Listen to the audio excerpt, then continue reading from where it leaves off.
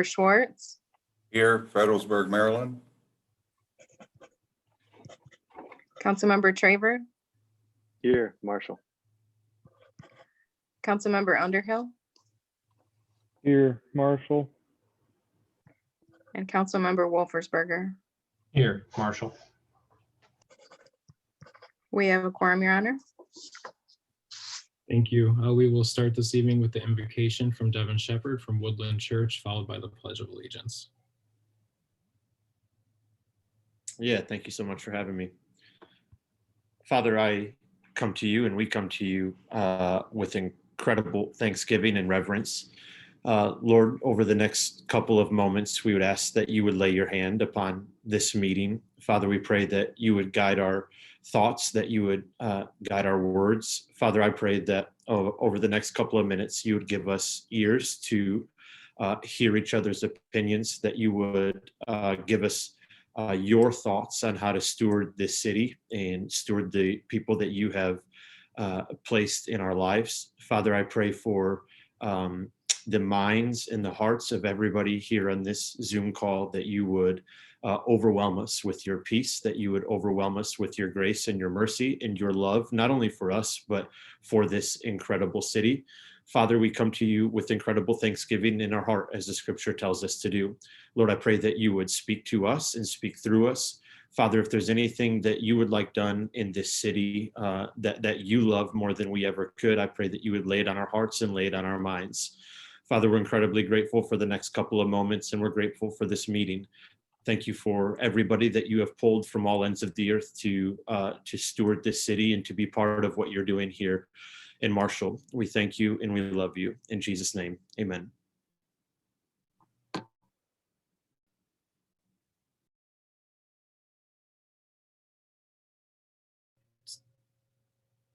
I pledge allegiance to the flag of the United States of America and to the republic for which it stands, one nation, under God, indivisible, with liberty and justice for all. Thank you for joining us tonight, Devin. All right, we will start this evening with the approval of agenda, starting with public comment on agenda items, followed by the consent agenda. Under item 12A, we have the MERS Defined Benefit Corrective Action Plan. 12B, we have the Rebecca Street and Oak Drive dedication and easements. 12C, we have the Green Burial addition to cemetery rules and regulations. 12D, we have the rental fees for Cronin Mill Race Pavilion and Stewart's Landing. 12E, we have the social media policy. 12F, we have the social district. 12G, we have Grand River Brewery Community St. Patrick's Day celebration, followed by public comment on non-agenda items and council and manager communications. Any questions, comments, additions, or deletions to the agenda as presented? I'll make a motion to approve the agenda as presented. Support. We have a motion by member Wolfersberger, support by member Underhill. We'll do a roll call vote, please. Member Gates, Yes. Member Rice, Yes. Member Schwartz, Yes. Member Traver, Yes. Member Underhill, Yes. Member Wolfersberger, Yes. and Mayor Karen. Yes. Motion carried. Thank you. That takes us to public comment on agenda items. Anyone wishing to address the council may do so for a maximum of 5 minutes, stating their name and address for the record. Please either indicate you would like to speak by raising your hand or commenting in the chat function on Zoom.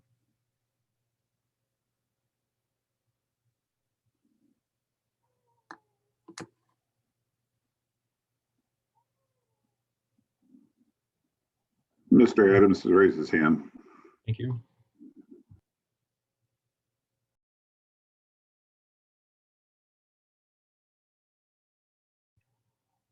Barry, you can go ahead, please.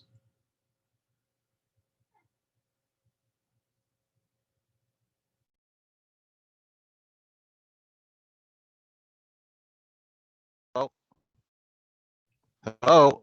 I can hear you. Hello. Thank you.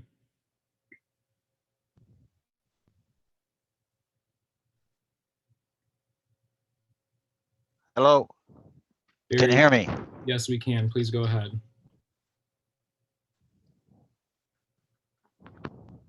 Okay, well, again, I'm just here to be a thorn in the side and remind you that you just took an oath of office, pledge to the flag, reflecting your oath of office, pledging allegiance to the republic. That republic doesn't exist. What exists now is a system of corporate fascism, and you're officiating such a government that is equivalent in quality and character to that of Nazi Germany and fascist Italy. Okay, I've got more to say later. Thank you.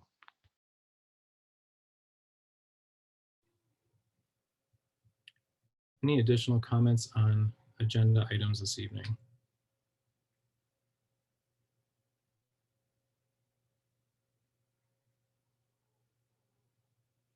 All right, hearing and seeing none, we will move on to the consent agenda. Item 7A, we have the city council minutes from the regular session on Tuesday, February 16th, 2021, followed by the city bills totaling $558,449.93.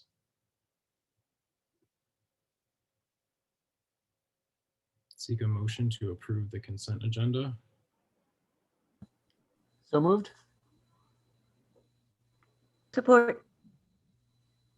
We have a motion by member Gates, support by member Rice, and we'll do a roll call vote, please. Member Schwartz, Yes. member Traver, Yes. member Underhill, Yes. member Wolfersberger, Yes. Mayor Karen, Yes. member Gates, Yes. and member Rice. Yes. Motion carried. Thank you. That moves us down to item 12A on the agenda, the MERS Defined Benefit Corrective Action Plan. And Tom, will you help brief us on this, please? Well, sure. Eric, will you also invite Colleen as a participant? With us tonight are two of our consultants from the Woodhill Group, Karen Lancaster and Colleen Gogan, who have been working with us very closely since you retained them a little over a month ago when John Bartlett retired. Karen will be with us at quite a few meetings here in the future. And but tonight we have one step. This is something we've done in the past. John Bartlett had brought this to you about our MERS Defined Benefit Corrective Action Plan. And I guess I'm not sure which one of you ladies are going to speak up. So I'm going to turn the floor over to you. Unmute. Hi, this is Colleen. How are you? Karen, I'll take this, right? You had me do this project for you. That would be great. Thank you. So hello everybody. Thank you for having us. Karen is the project manager, but we're a team, and so we pick up certain pieces for each other. And I handled the pension piece for you. So the state of Michigan does certain tests at the end of every year to determine if the municipality is accurately funded or adequately funded. And the state of Michigan requires a 60% funding. Marshall is actually quite close to that. You're 59.88%, but that 0.12% is now requiring a corrective action plan from the state. And so when we ran the analysis, we determined that if you continue to meet your actuarially determined contribution, plus an additional $10,000, you will get to the 60% funding in 5 years. And so the resolution before you is asking you to approve that. And once you approve that plan with the additional $10,000 a year, then we will submit that to the state of Michigan for you, and I expect that they will accept it. Thank you, Colleen. Will we have to continue to do these corrective action plans for the next 5 years until we get to that point? Is that great question, Joe? Actually, the answer is no. So what they'll do is they will send you a letter next year that says that you are still underfunded, maintain your corrective action plan from the previous year. So they'll accept it for 5 years. They will give you an ongoing notice every year that you're required to fulfill that plan that you submitted. Great, thank you. Council, we did hear one of the city managers in the state had released something he had heard that MERS had an extremely good year. Until we see it, we just wait. And so, but they did supposedly had a very good year. So hopefully our investments will be doing better. But this is just one step along when you have a defined benefit pension plan. With being so close, is there a, I mean, besides the fact that we're spreading the money out over 5 years, is there any other benefit to doing that instead of just doing a lump sum? There is not. You could do a 50,000 if you wanted, but you have a lot of other budgetary issues that you're dealing with. And so when we floated this past year, city manager and Karen Lancaster, who's working on your budget with you this year, we determined that let's commit to 10. If you end up giving the 50, then the problem's over. But we want to just commit to the 10. Okay, thank you. Mhm. All right, any additional questions? I just had a quick question. So if MERS, does have a couple of good years and gets us caught up, what happens to the plan at that time if we're fully funded before the 5 years? Right. If you're fully funded, you won't have to continue. Okay, Mhm. thank you. I have a question. As a pension recipient in this matter, does that have any effect on me voting? Because I do have a vested interest. Do I have to recuse myself? No, Because this is just No. about funding. this is just about funding from the municipality. It has nothing to do with your benefit plan. Thank you. Mhm. Great. Nice question, though. Very good question, Jim. Karen, did you have anything else you wanted to add, or think I got it? I think you have it. I think what you talked about with the budget was spot on. Certainly, if we are able to fund more, that's great, and we can do that and be rid of this issue. But it's safe to commit to the $10,000 for the next 5 years till we understand all the ins and outs of next year's budget.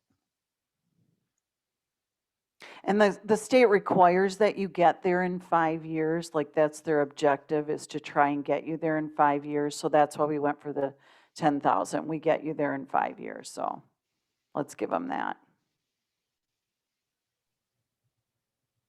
All right, excellent. Thank you so much, Colleen and Karen, for answering our questions on those. It's nice to meet both of you, and we appreciate all the hard work you're putting in. I've heard a lot about you, Karen, so it's nice to finally see a face with a name. So thank you very much. Thank you. Great. All right. Well, thank you very much. And then I'm actually going to leave because I don't think I have anything else on the agenda. Is that correct? Yep. Okay. All right. Thank you all. Thank you. Have a nice night. You too. All right, so if there aren't any further questions, the recommendation this evening is to approve the corrective action plan as presented and to direct the Finance Department to file the plan with the Michigan Department of Treasury. So moved.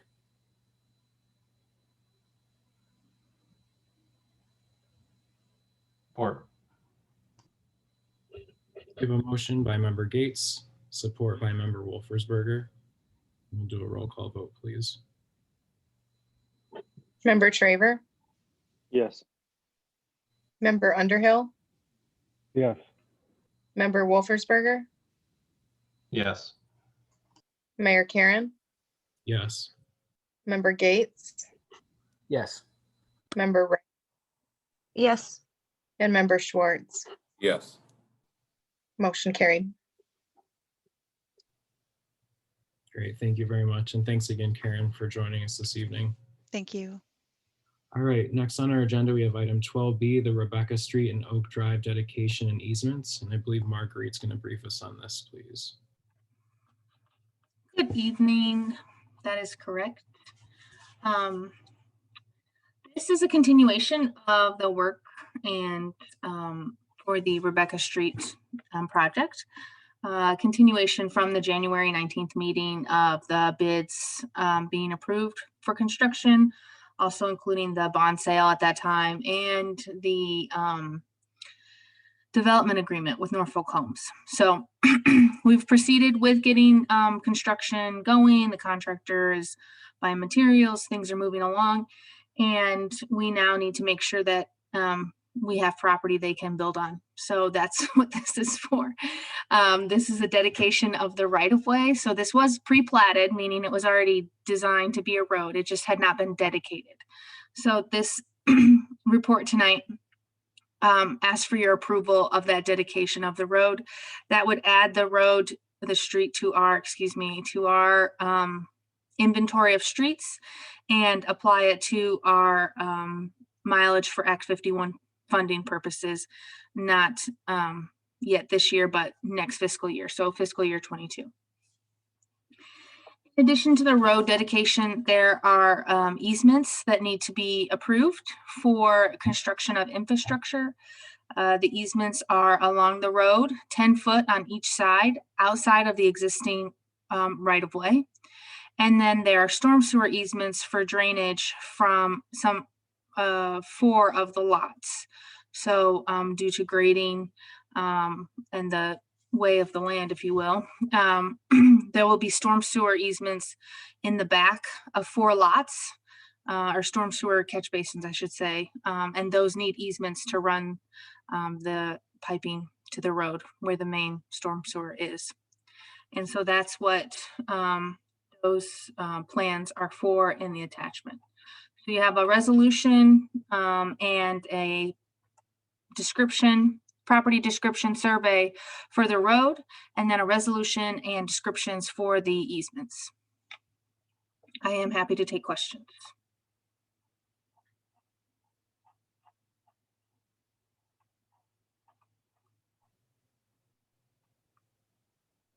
All right, it looks like we do not have any questions. I appreciate that, Marguerite.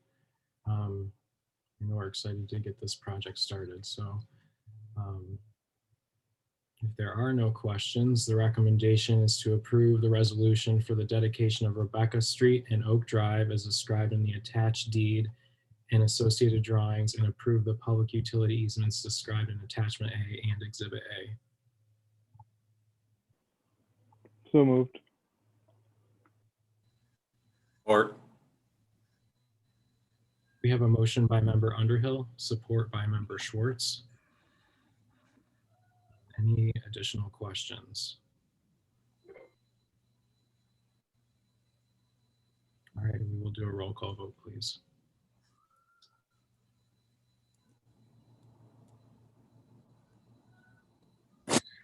Member Wolfersberger, Yes. Mayor Karen, Yes. Member Gates, Yes. Member Rice, Yes. Member Schwartz, yes, Member Traver, Yes. and Member Underhill.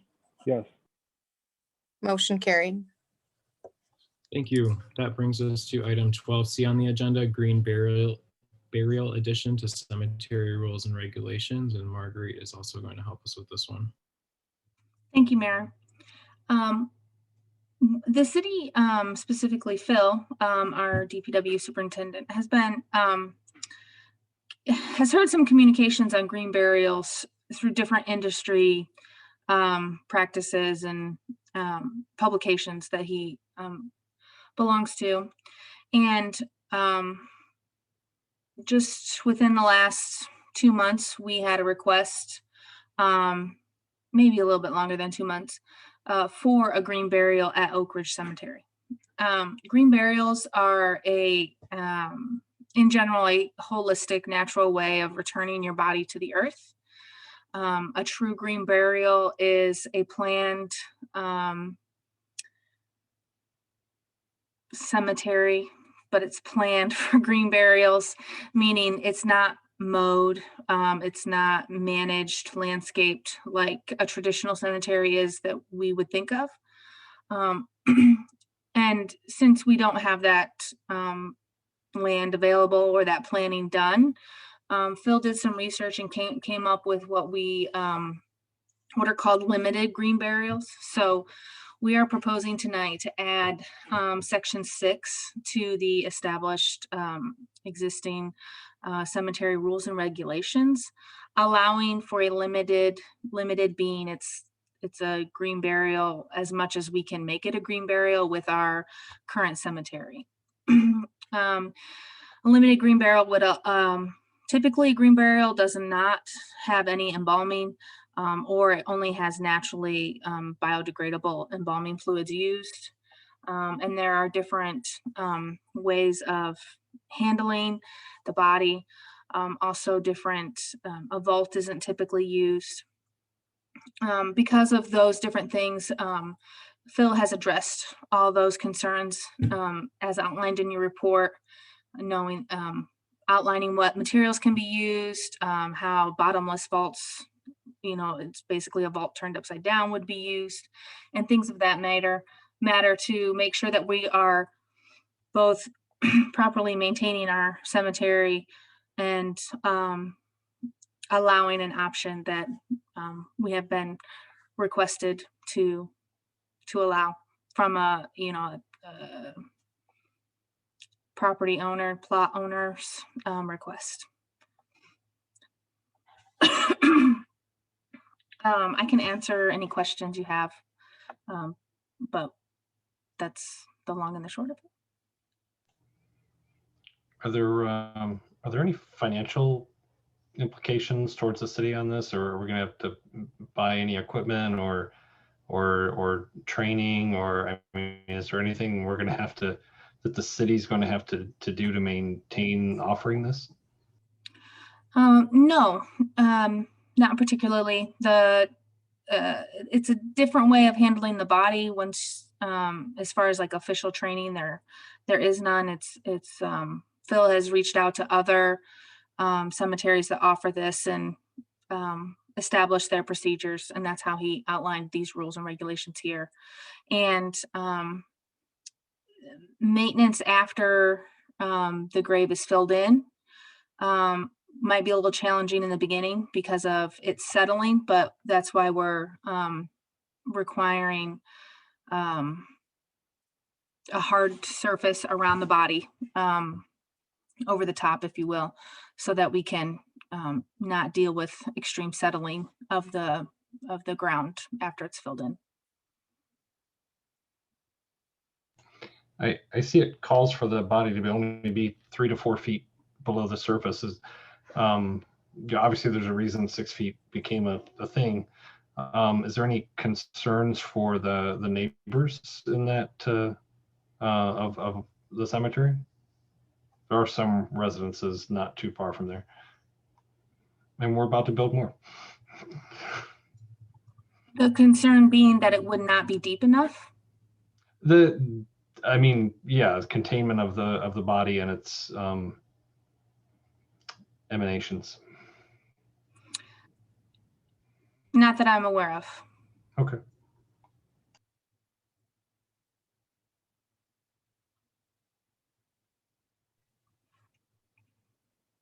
Have we spoken with like one of our local funeral directors to know if this is something that they have asked, have wanted, their customers have wanted, and if they're supportive of this?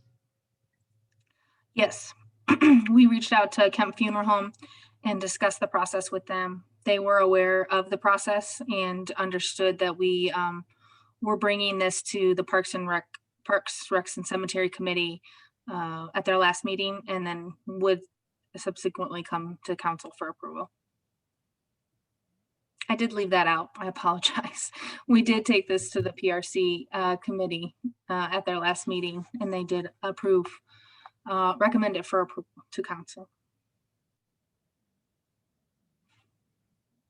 Great, thank you. Any additional questions for Marguerite this evening? Just one more. You had mentioned that in a traditional green burial, the landscaping is natural, not like mowed grass, but are we anticipating that in this case it would be, regular mowed grass with a headstone, or in this case it would be? We anticipating it not looking any different than any other site in the cemetery. So yes, it would be grass, it would be seeded. And that's why the, the limited is there because we are going to seed it and mow it. We have to make sure that it settles appropriately, not too much. Thank you.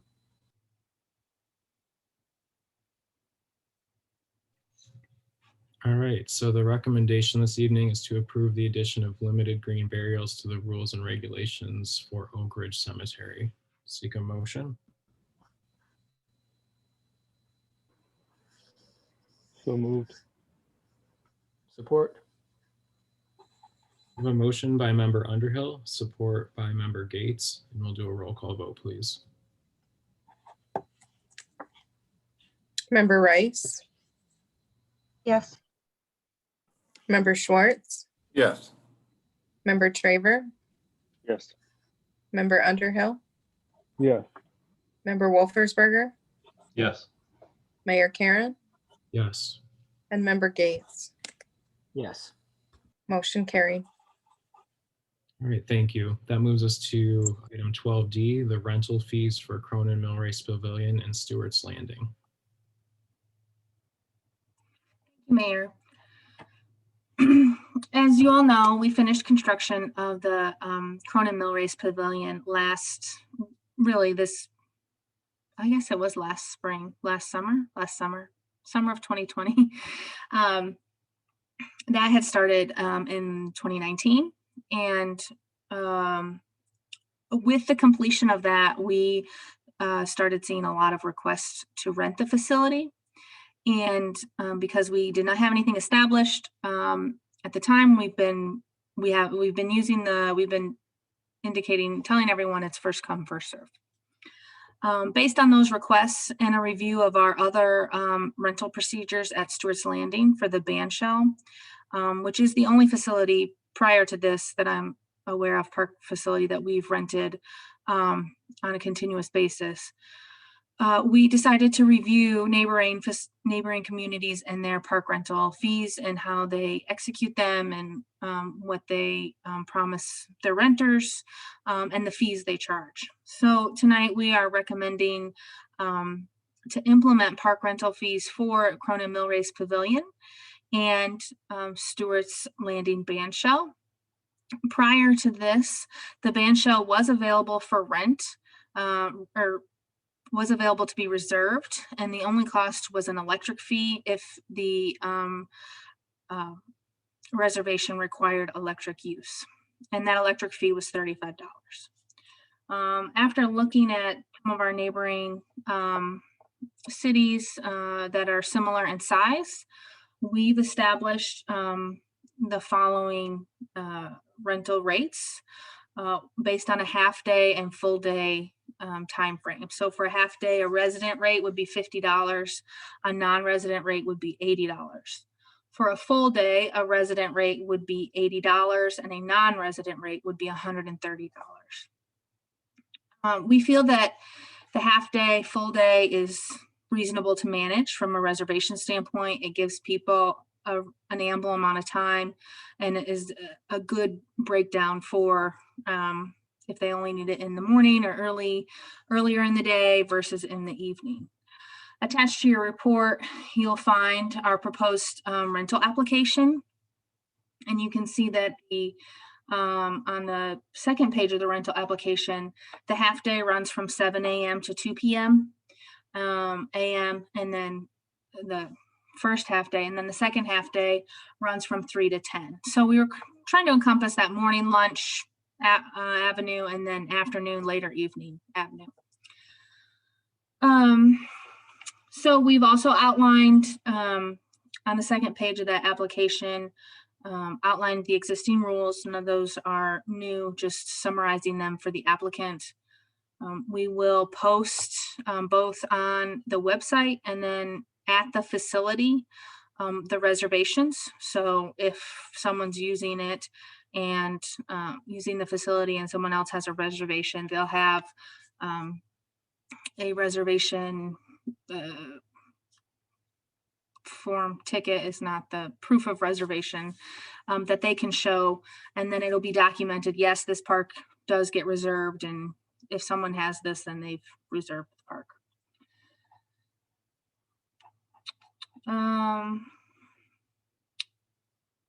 I think that covers most of the highlights.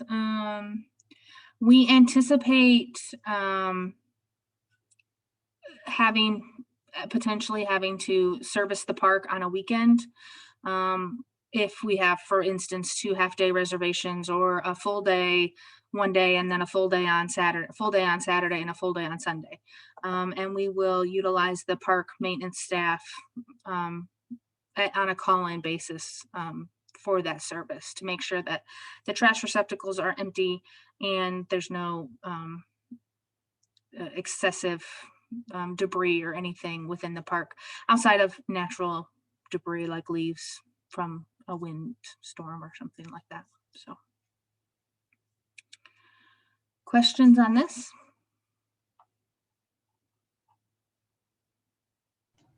I just have one little one. The fees, how are they accounted for, and what do they just go into the general fund, or do they fund maintenance on the facilities? What are they used for? They go into the general fund revenue, and then the parks are part of the general fund. Okay, so there's no tie between the fees and maintenance of the facilities. Okay. One of the things I noticed was, are we not taking a refundable deposit in case there is some damage, or they're not doing what they're supposed to? Like in other rental agreements, you'll have a refundable deposit, because if we find it afterwards, how do we collect after that? That's a good- Marguerite, go ahead. Could I maybe start and then you can finish? I think at this time it would be very difficult to hold someone responsible because they could easily say, well, it was done by people last night after we left. One of the things we want to do is get some video cameras there. I think then we could revisit that, because we would know having the recording. So, and we're working on a project looking at locations in the city for some video cameras, because the new Mill Race Pavilion has been vandalized at least twice. And so until we can hold somebody responsible, I think it would be very difficult to point the finger. So that's why at this time, I don't think we could support trying to have a deposit and hold them responsible. But Marguerite, I'm not sure what you were going to say. So I was only going to say that we talked about that a fair amount in our discussions, and not only to Tom's point, but also the amount, and it's doable. But at this time, we decided to move forward without that, and keep it on our radar should we discover that it's necessary.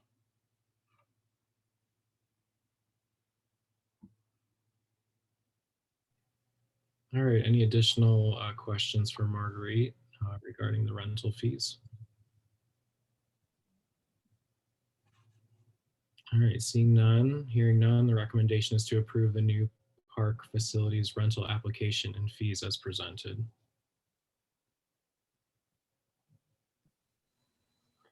So moved. We have a motion by member Gates, support by member Wolfersberger, and we will do a roll call vote, please. Member Schwartz, Yes. Member Traver, Yes. Member Underhill, Yes. Member Wolfersberger, Yes. Mayor Karen, Yes. Member Gates, Yes. Member Rice. Yes. Motion carried. Thank you. That moves us into item 12E, the social media policy, and Eric is going to brief us on this. Evening, Council, Mr. Mayor. As part of our redevelopment ready communities process, we've had to look at all aspects of our operations. One of them is communications. The city's had an active social media presence for a few years now, but it's been fairly informal.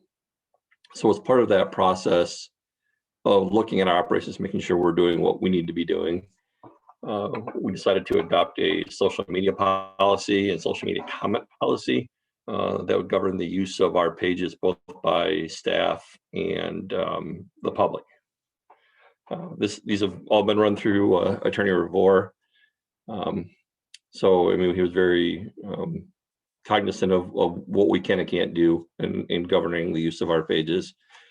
Some communities like to be a lot more aggressive on censoring certain things that come up on a page. But according per Mr. Revore's advice, we are really eliminating those issues that will delete to like profanity, threats of violence, hate speech, that type of thing.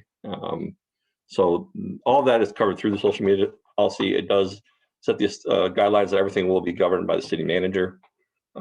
He will dictate and delegate down to the staff who will do what in each departments. All the pages have to be official through the city now. It's not just I decide to start up a Twitter handle, which I did for the city, but that's something that we will put in and regulate to make sure that it isn't in our process. The same thing, the police department started something a long time ago. City DP Marguerite's department at one point started a page that's kind of morphed into a complete city page.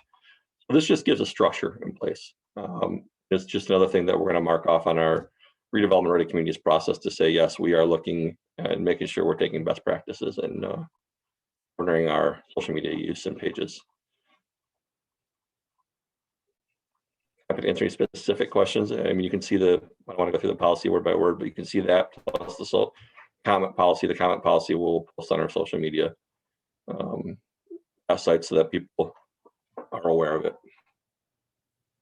I just wanted to comment, I appreciate you looking into this and kind of taking it on as a project. Social media is a way that, a lot of our community members get their information now. So I know as COVID kind of started, myself and some of the rest of us worked on, putting a plan together and trying to maybe consolidate a little bit about what we're doing and clean up, these processes and those. So this just is kind of the, the ending piece to that. And so I appreciate all the time and effort put into it because I think it is an important part of, how people are getting their information. And I'm glad to see we have a system down now. Thanks, sir. And we're also taking the next step of looking at our communication plan as a whole, our strategy for how we're communicating with the public. So that's something we will be taking as we get a few more of the projects off my, I complete a few more projects. That's something I will be taking on and trying to complete. Hey, Eric, your list of comments and content that we reserve the right to remove is impressive.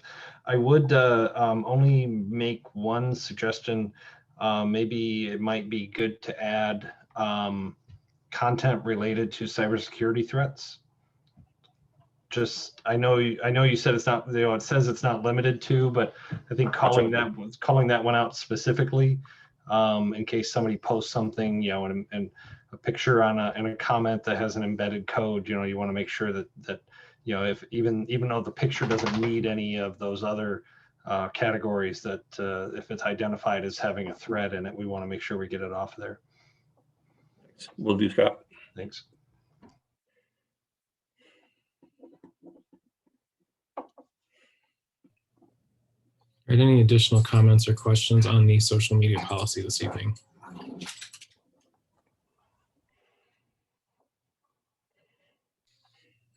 Okay, hearing none, the recommendation is to approve the social media and comment policies as presented.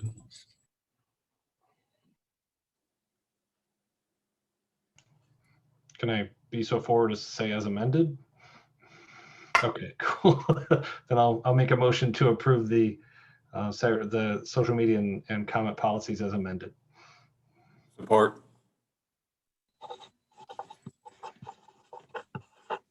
All right, we will do a roll call vote, please. I'm sorry, my dogs are going crazy. I apologize.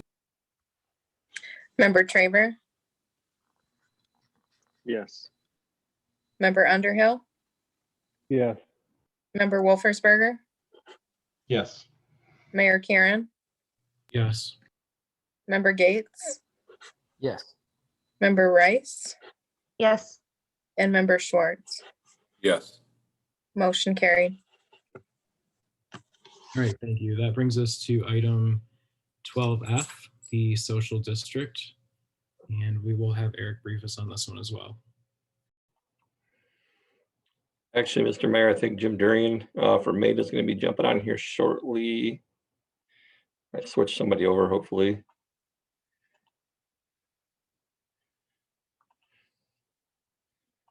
Maida was going to present on this tonight. Yep, there he is. You're muted, Jim. Hi, everyone. How you doing? Good evening, Jim. So, yeah, and so as spring and summer approach and the weather conditions improve, the downtown businesses would like to expand the Marshall Social District. So this means expanding the opportunity to provide outdoor dining as well as other activities. So the businesses are really focused on kind of two forms of expansion. One has to do with hours and the other is space. So regarding the hours, the current hours are from noon to 10 p.m. and the proposed new hours would be from 9 a.m. to 11 p.m. And that would be every day.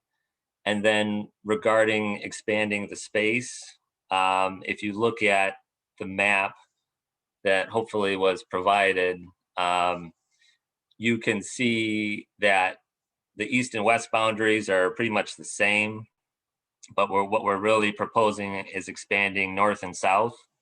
And so when you look at the new boundary, it would expand up to Mansion Street and then down to, so it'd be up to Mansion Street all the way from Eagle to High Street. And then, you go all the way down to Green Street and it would expand it all the way across Green Street with a carve out for the farmer's market. So it's a fairly, conservative expansion. The hours are pretty closely in line with other communities like Grand Rapids and Kalamazoo and Battle Creek. So, these changes will bring Marshall in line with these other social districts. And, they've recently expanded, like I said. It'll benefit restaurants that have been particularly hard hit by the ongoing capacity restrictions and on their limitations to operate. And it will also add vibrancy to the downtown and allow for safe and social distance community engagement opportunities. And that would include, obviously the focus is dining and drinking, but we're also looking at retail and other events that we'd like to do once the weather improves this spring and summer. And we have some community partners that are interested in doing some events. I was also going to have Amanda from Copper say a few things just on how the social district has benefited Copper. I don't know if she's on the call or not, but I don't see her on tonight, Jim. Okay, well, Copper's been a real champion of the social district, and they've been one of the restaurants that have really used it over the winter. And I know that it's been beneficial to Copper. So with that, I think expanding the social district, it'll benefit Marshall's downtown businesses and create a safe space outdoors where people can conduct commerce and community engagement. So with that, we're looking to expand the hours and physical space of the social district. If I may start the questions. I'm curious about the expanding it to 9 a.m. I'm not aware of any place in town that has a bar that's open before 11.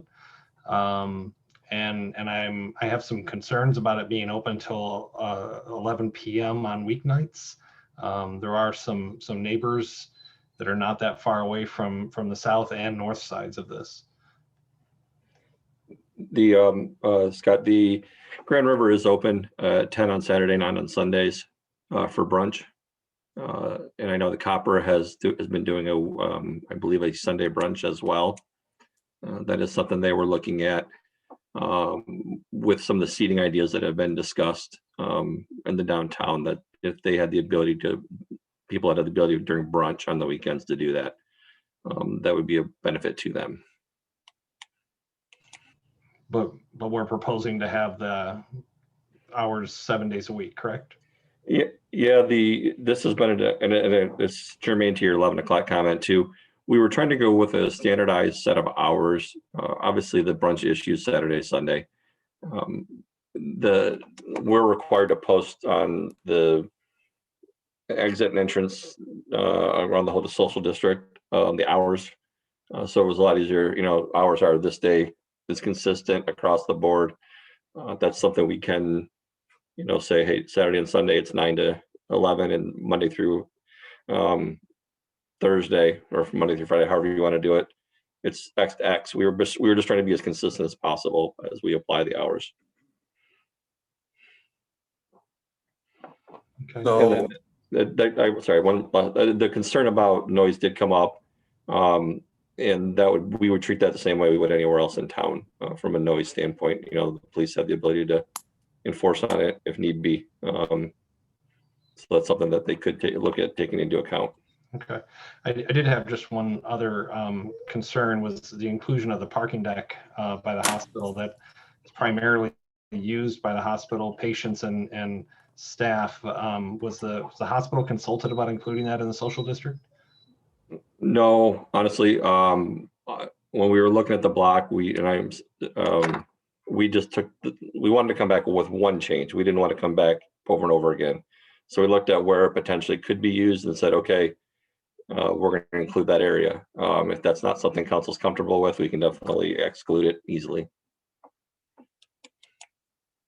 so if we have this social district in the lines that we're drawing about, are we saying that it's okay to walk down Michigan Avenue with alcohol at any time during those hours?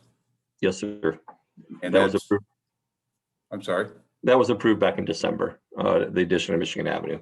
I understand, but now we're going to go back all the way up to like Mansion and the other side, the whole length, instead of just those areas. So I know we deal a lot with noise complaints, at least when I was the director, especially on the Mansion side.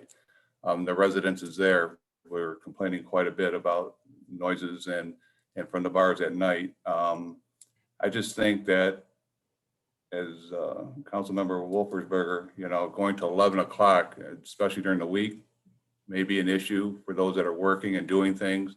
We have the hospital, which is right there as well, in close proximity to some of the bars on that side. So just some concerns, and I don't know if Director McDonald has any concerns about that as well or not, but I'm sure he was consulted on this. Just add that some communities do break it down. They have a different weekday hours versus weekend hours. So I know that I think Battle Creek goes till 2 a.m., but they're the extreme example. Whereas I think Grand Rapids, they have a 10 p.m. during the week and then a midnight Friday and Saturday. For example. Right now our hours are noon to 10. 7 days a week. So if that's something that if council was open to switching on the weekends, you could amend the motion to adjust the hours as you saw fit. Is this something that's going to be renewed every year because you keep talking about during COVID, or is this something that you're looking for a certain amount of time? The law sunsets in 2024. And as long as council sees fit to keep it in place, it stays in place. If it comes down to a point where you can adjust the hours, you can adjust the locations as you see fit. But if it ever came down to the point where you wanted to get rid of it completely, all you have to do is hold a public hearing and then vote after the public hearing. So if you approve tonight, our goal is I think this is the third time we've talked about this since it was put in place in July. And as we were talking about is let's come back with one last request. Anything that you guys think you might want, let's ask for it, and then we won't we'll see, then be able to judge how it moves forward from there.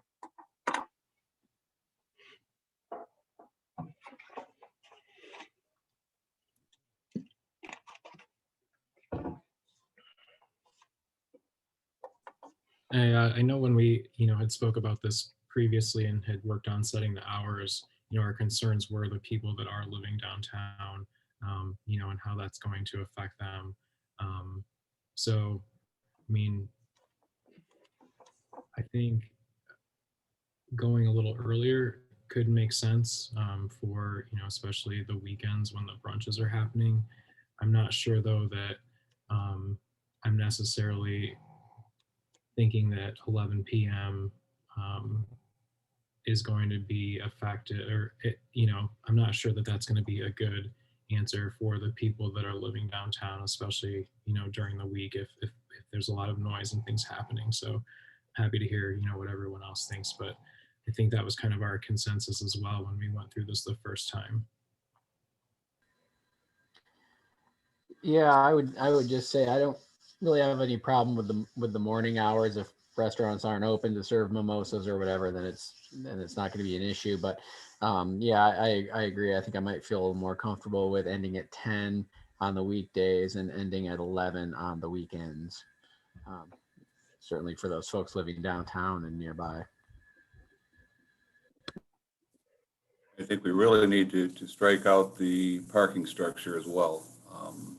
Just for accessibility for patrols to what can happen between the top floors and down below, and the hospital being right there with noise carrying higher up. Just a concern of mine.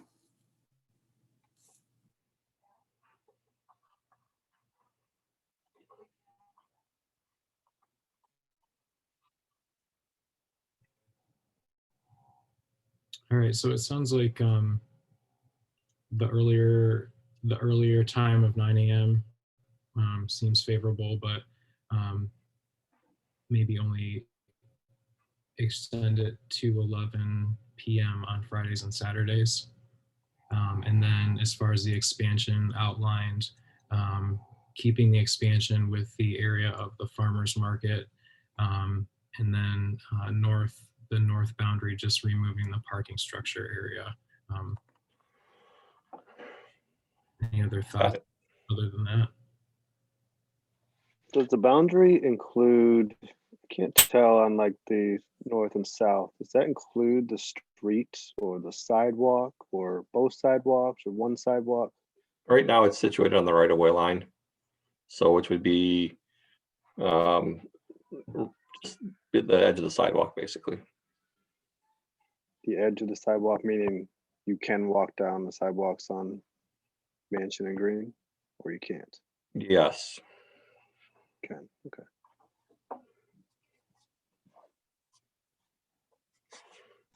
Was there any reason the park at Brooks Fountain is excluded? Yeah, I think we talked about this a while back. We did talk to the ad hoc committee, and that met back in November, talked about it, as there were a lot of thoughts of making that a possibility. So during the events and things like that, people could take drinks down there, watch parties at the fountain, things like that. I think there was some concern with crossing on the traffic circle, because there's concerns anyway with crossing on the traffic circle. That's not something the committee wanted to explore at this point. That was another thing that was down the road if it became a possibility or an issue that would be explored again, but we haven't had a push for that at this time.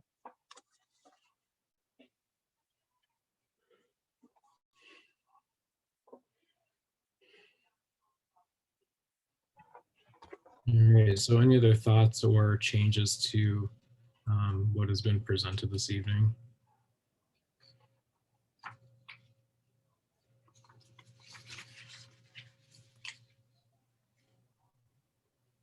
All right, Jim, thank you for joining us. I appreciate you sharing, the vision and kind of what you have planned for the social district. And I think we, not only as a city, but, MEDA as well can certainly work on making this beneficial and kind of a destination for our downtown. So thank you for your work with this so far.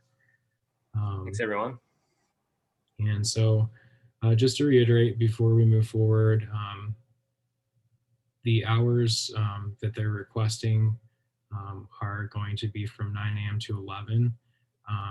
We're suggesting we're going to say 9 a.m. to 10 during the weekdays, and it'll go till 11 on Friday and Saturday nights. And then we'll approve the expansion except for the parking structure. Does that sound correct to everyone?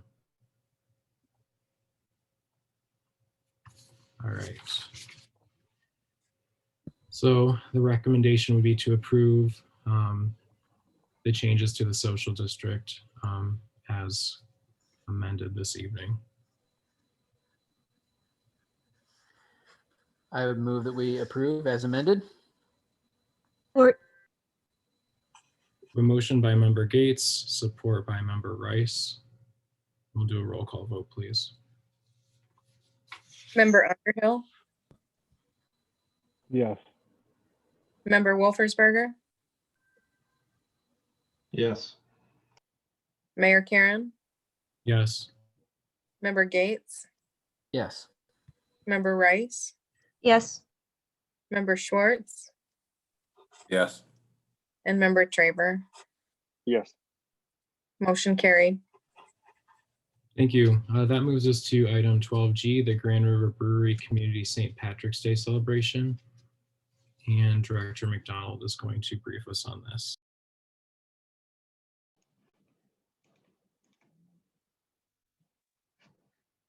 Hello there. This was given to us last week. I'm trying to pull it up my screen. Hang on. The Grand River, as we know, likes to hold a lot of different events on South Jefferson Street. Council has approved these over time. This one really isn't any different, although I would like to add, and Eric, can you see is the Grand River on this meeting? Mac, no, not from what I can tell. Okay. Well, originally started, we got the request of, they just wanted to close the street off and have an open event for the whole social district. They would set up some tables and chairs, but they wouldn't man them. They'd have waste receptacles out and likely a band. After I generated this report and submitted it, I was contacted back where they would like to consider having just a specific Grand River event. I guess at this point for you folks, either way, we're just asking to close the road for St. Patty's Day. We can kind of work out the rest of the events, whether we fence it or use it as part of the social district. I would like to bring to your attention, based on some of these social district events, we started adding some parameters here as you can go down. Proper barricades and road closure signs. We'd like to keep MDOT happy. Keeping the south alley open for vehicles. We had a little problem with the passageway to get to the buildings, fire department connections. We've asked that that be kept open. That the area conformed to all LCC requirements as well as our social district resolution. Signs, electrical connections, plumbing, open flame, etc. Be approved in advance in conformance with code. Biggie lately with the COVID is it all state of Michigan Health Department guidelines as far as COVID is concerned be adhered to, and just putting responsibility on the event sponsor to get the barricades up and down and to turn the road closed signs to save money from having city staff come in, and then assigning some responsibility for tables and cleanup. Spoke to Grand River. They had no problem with conforming to any of these. Like I say, in the past, they've been a good neighbor. We have not had any trouble. One concern I had initially was this being right next to Marshall Middle School and starting at 7 in the morning. I did reach out to the school. That day is one of their virtual days, so the student population is very low and it would not be disruptive to them. So at this point, the city is asking to close the road. Tom, did you want to interject about whether it's part of the social district or whether it's a private event? Last communication, they were talking about having it their own event, not a social district. If they do that route, they could actually serve out in the street with a Liquor Control Commission permit. Because originally everybody would have to go inside to get food and drink and then come out, just eat and drink out on the street. Last we heard is that they were talking about being able to serve people outside. So we're going to get that clarified. So it really doesn't change the need to have permission from you to close the street. And I would chime in, it'd be a pretty easy fix if it's a limited event, then we would just require the snow fencing and the signs to conform with LCC. So Tom, if it's open to all and the liquor permit falls into social district, or if they want to have it just Grand River Brewery exclusive, they have to pull their own permit? That is correct, yes. If they want to limit who comes in, then they will get a liquor control commission. Otherwise, it would be open. If you were to, I just wanted to go and bring my Diet Coke from home, I could sit down and socialize there. But they're talking now, last we heard is that they would want to have at their event so that everybody would come in through the building and out to this. So there'd be an exit, access would be through the building or through their gate. So we're just voting on closing the road this evening? Yes, that is correct. I know that they came to us late last fall, and we had this discussion, and part of this kind of leads into with us closing the road, are we condoning larger gatherings, and is that something that we want to be doing? I know that it's already been decided by the Blues Fest committee this year that we will not be having a Blues Fest just because of that reason, with COVID and what's going on, and there are a lot of other events that aren't being held because of that. So I understand the need for additional seating, especially in the restaurant industry right now. So, but at the same time, is by us condoning this road closure, are we saying that it's okay for people to gather? I think it's something that we need to talk about and consider when making this decision. Do we know if they intend to be open at 7 a.m.? I can't speak for certain, but I believe they were going to host a brunch that morning and have some food items available. I could check on their website real quick. I just did. I didn't see anything on their website, but I was curious if that was. It doesn't look like they've promoted this event at all, at least not yet. I think they wanted to get your permission first. We got this last week and got on the agenda quickly. I told them I'm going to you at your next meeting on March 15th. That would be 2 days before the event. So I believe they were going to hold off until you either approved or denied their request.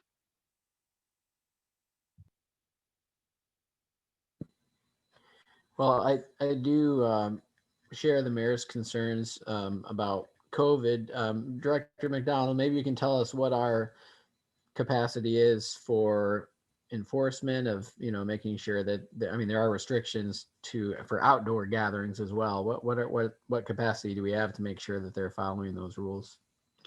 Well, that's going to fall back on the health department. When this whole COVID event started, I made kind of a cognizant decision that the Marshall Police were not going to be the social distancing police. And I met with the chiefs of police in Calhoun County and the office of the sheriff. And that was kind of the consensus among us all.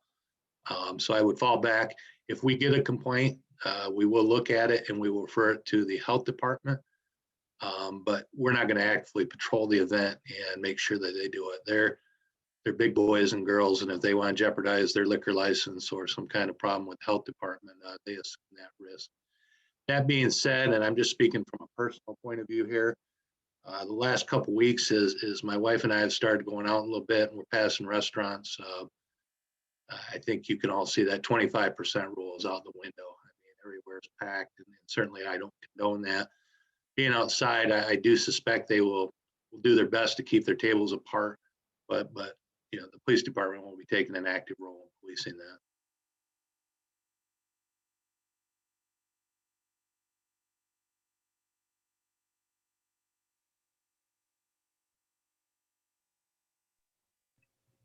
Yeah, I think that's a good question to Jake had, because social distancing is one thing, but I believe they still need to be held to within a certain number of people. So as long as they say they're going to abide by whatever that number is. I've been doing a lot of research with this, obviously.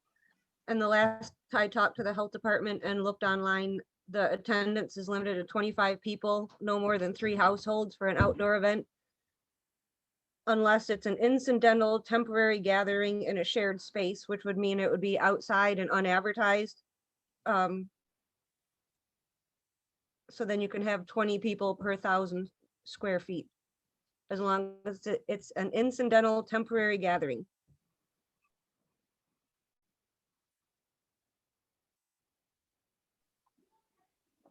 So based on that, they'd only be allowed 25 people outside, which I'm sure they would say, no thanks.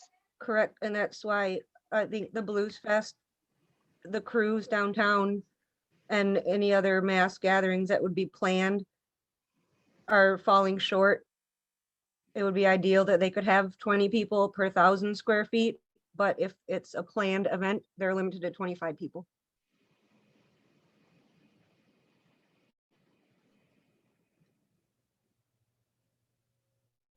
So if that's the case, then, does that warrant the road closure and then the cost, of doing that and the inconvenience to, the citizens and.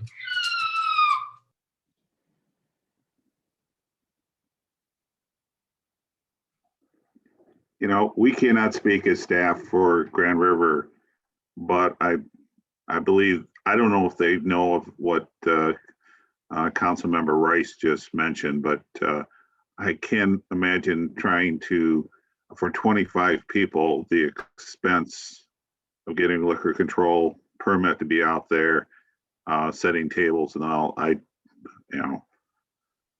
don't know, but it's their business. We can, I know, I think Scott was planning on getting in touch with them probably tomorrow. I mean, we can let them know that that's a requirement, but again, that will be for the health department to monitor. Am I correct, Scott? It would be. I think our other option is to just close and have it part of the social district, and then it would be no different than the spot that we're condoning behind in the parking lot there on the south alley. Be open. Jen, what was the word you used? Unplanned or event?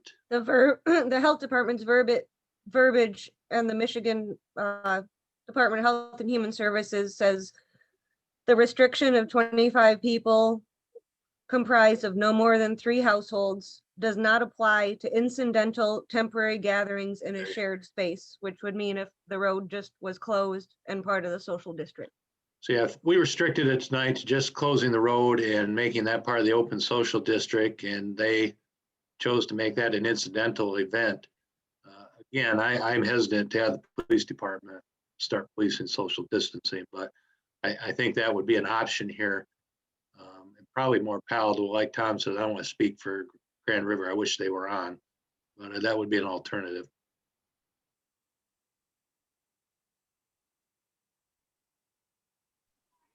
I'm fine with approving or making a motion to approve the road closure.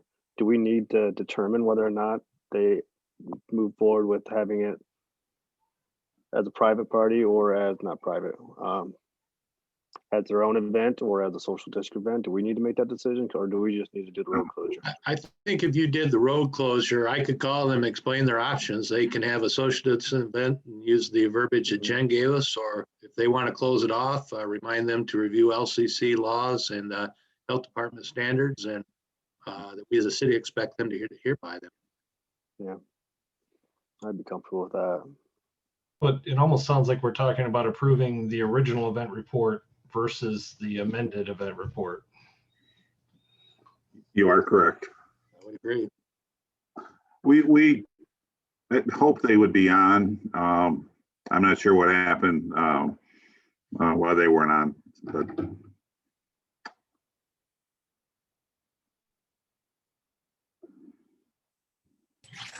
All right, so are we thinking we want to go ahead and approve the road closure for the 100 block of South Jefferson Street for the Grand River Brewery for March 17th in regards to their original request? Mayor Karen, Yes.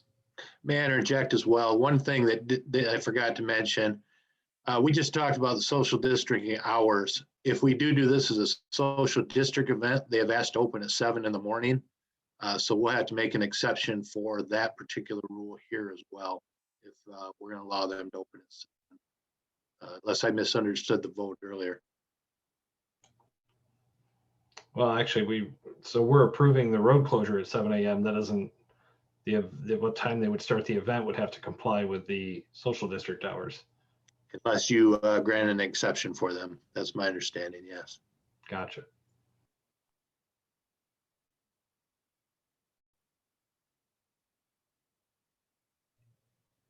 All right, does anybody want to make a motion here?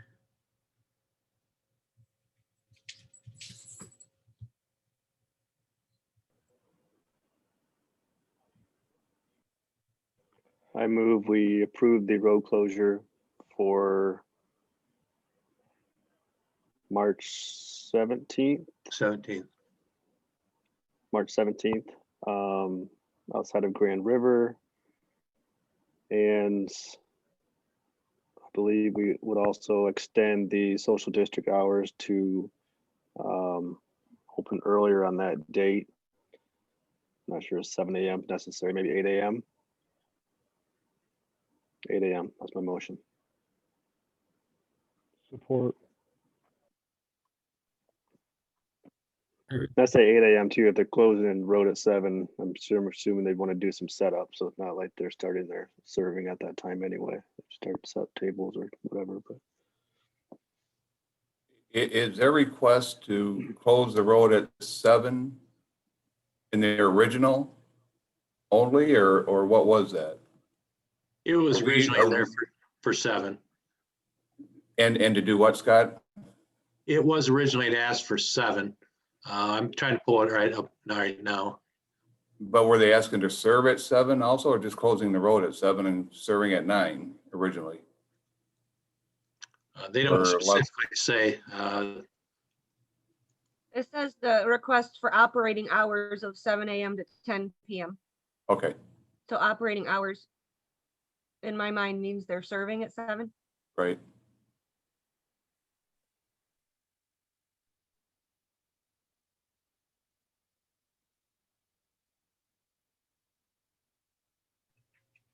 All right, so do we want to adjust the motion or keep it as Member Traver?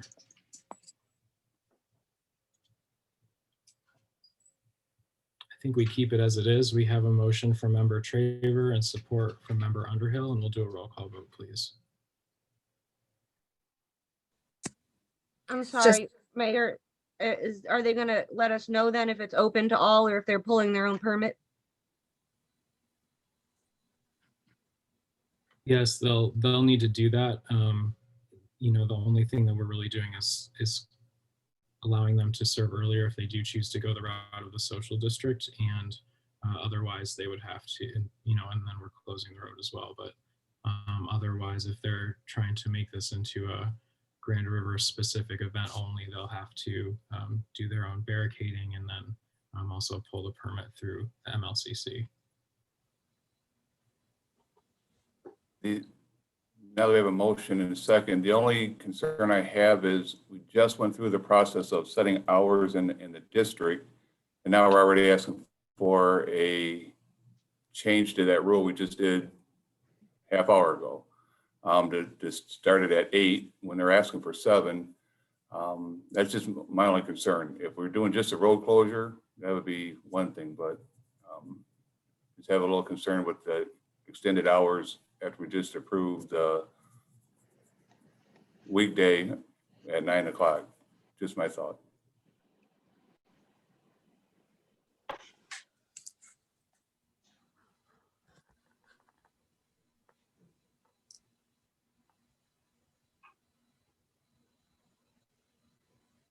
Any additional comments, thoughts or comments?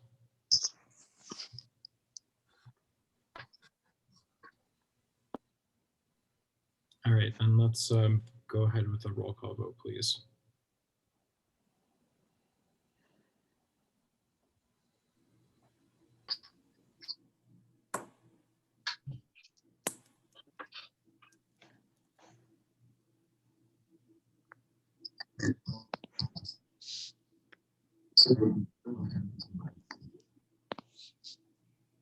Tricia, you may be. Member Wolfersberger, No.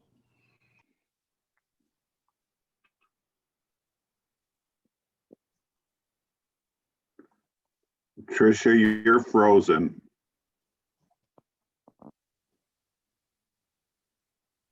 Member Wolfersberger, No. We can hear you now. Mayor Karen, Mayor Karen, No. Member Gates, No. Member Rice, Yes. Member Schwartz, No. Member Traver, Yes. Member Underhill. Yeah. Motion defeated. All right, that moves us to item 14 on the agenda, public comment on non-agenda items. Mayor, if I can interject, if there could be an additional motion made, if you wanted to, a different motion at this time.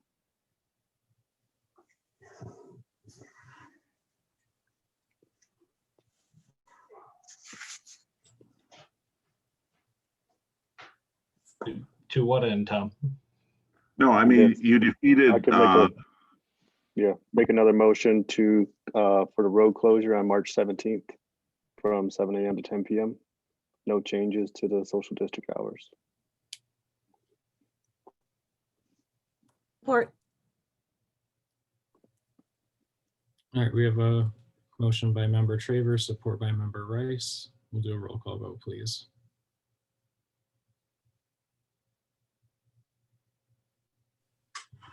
So just to clarify, it's the same motion except with 7 a.m. hours, correct?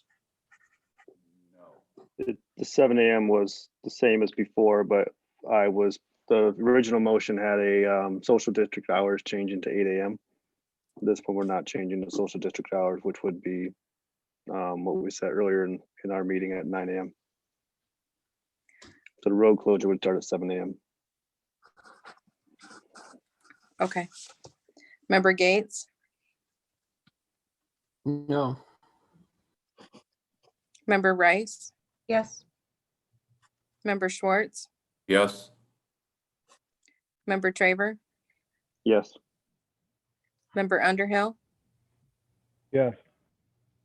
Member Wolfersberger, No. and Mayor Karen. Yes. Motion carried. All right, thank you, everyone. Let's move on to public comment on non-agenda items. Anyone wishing to address the council may do so for a maximum of 5 minutes, stating your name and address for the record. Please either indicate via the raise hand or chat function that you would like to address this evening. We'll start with Barry Wayne Adams.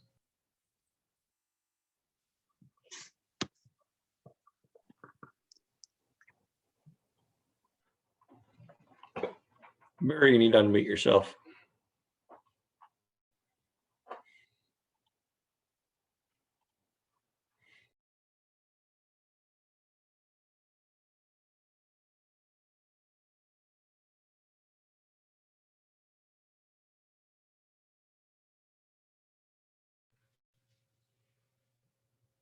Barry, we cannot hear you.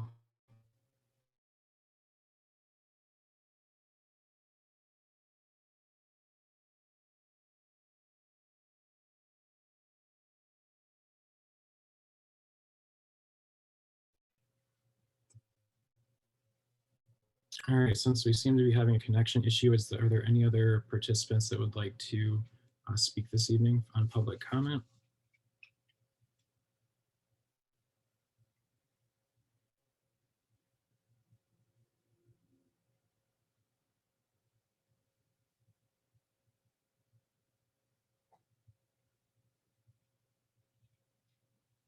All right, I'm not seeing any others. Eric, is there anything that we can do for Barry to get him connected?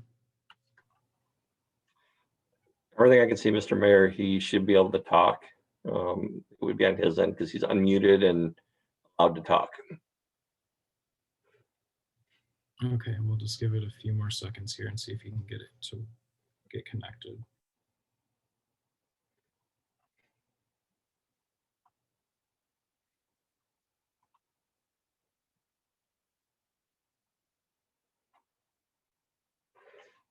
Barry, I'm going to disable you again and then try and redo it, see if that works.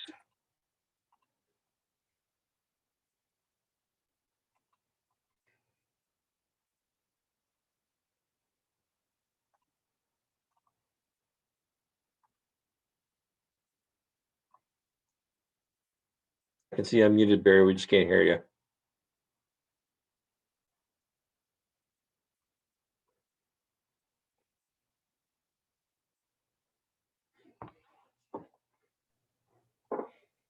All right, it looks like we're not going to be able to get that connection.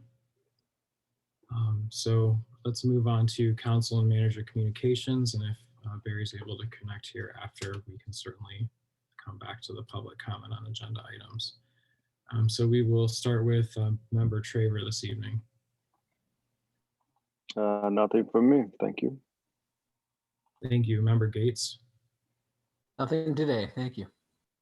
Thank you. Member Schwartz. The only thing I have to report is the ambulance authority did have our meeting last week. Went over some of the budgeted items. The calls for service for January were down significantly, although the budget looks solid. So all good things to report from there. Thank you, Mr. Mayor. Thank you. Member Wolfersberger. No report this week. Thank you. Thank you. Member Underhill. You saw most of the park report today in the minutes. Along with that was the Elkhart Park Association has raised $10,000 so far, trying to get another $10,000 for the swing sets, those kind of things in the Elkhart Park. That's it. Great. Thank you. Member Rice. Nothing at this time, thank you. All right. Thank you. Eric, any other anything from Barry at this point? Got his hand up again. Or nothing from this side that I can tell, sir. This looks like his microphone for some reason is not picking him up now throughout our system. All right, Clerk Nelson, anything this evening? Nothing, thank you. Thank you. Manager Tarkowitz? Nothing this evening. All right. Well then, we will call this meeting adjourned. Thank you, everyone, and we will see you soon. Have a good evening. Thank you.